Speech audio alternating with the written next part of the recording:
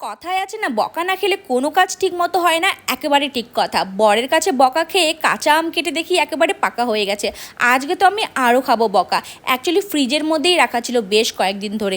বর নিয়ে এসেছিলো এই আমগুলো আচার বানানোর জন্য, আমাকে বলেছিল বানাবে, আমিও বলেছিলাম বানিয়ে দেবো। কিন্তু আজকাল করে আমি সব ভুলে যাচ্ছি। মানে ফ্রিজের মধ্যে রাখা আছে, আমি যখনই ফ্রিজ খুলি তখনই মনে পড়ে যে বানাতে হবে। আর বড় ডেলি দেখছি যে ফ্রিজ খুলে এখনও আমগুলো পড়ে আছে। আজকে ফাইনালি বকা খেয়ে আমগুলো বের করেছি। বের করার পর দেখি প্রায় আমগুলো পাকা পাকা হয়ে গেছে। এখন আমি ঠিক বুঝতে পারছি না কটা আম পাকা আছে আর কটা আম কাঁচা আছে। কাটার পরেই বোঝা যাবে এগুলো দিয়ে আমি আচার বানাতে পারবো কি না।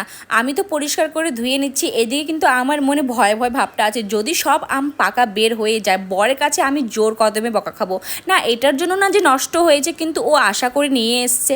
এখন কাটার পরে আমি দেখি ভাই ভেতরে প্রায় পাকা পাকা ভাব হয়ে গেছে, কিন্তু আমার মনে হচ্ছে এটা দিয়ে হয়ে যাবে মোটামুটি আচার। তাই কষ্ট মষ্ট করে কেটে নিচ্ছি। এইদিকে বটি আমার কাটছেই না। মানে আমার না এই বটিতে কাটার কিন্তু অভ্যেস নেই। আমার বাবার বাড়িতে যে বটিটা রয়েছে আমি ছোটোবেলা থেকে সেই বটিতে কাটাকাটি করেছি। আর এই বটিগুলো নতুন ধরনের না, আমার প্রায় পোষায় না, তাও কাটছি বরের জন্য। দেখা যাক কতগুলো হয়। এখন কিছু আম তো পাকা বের হবে আমি জানি। দেখো এই 3টা আম পাকা বেরিয়ে গেছে, এগুলো আমি চাটনি বানিয়ে নেব।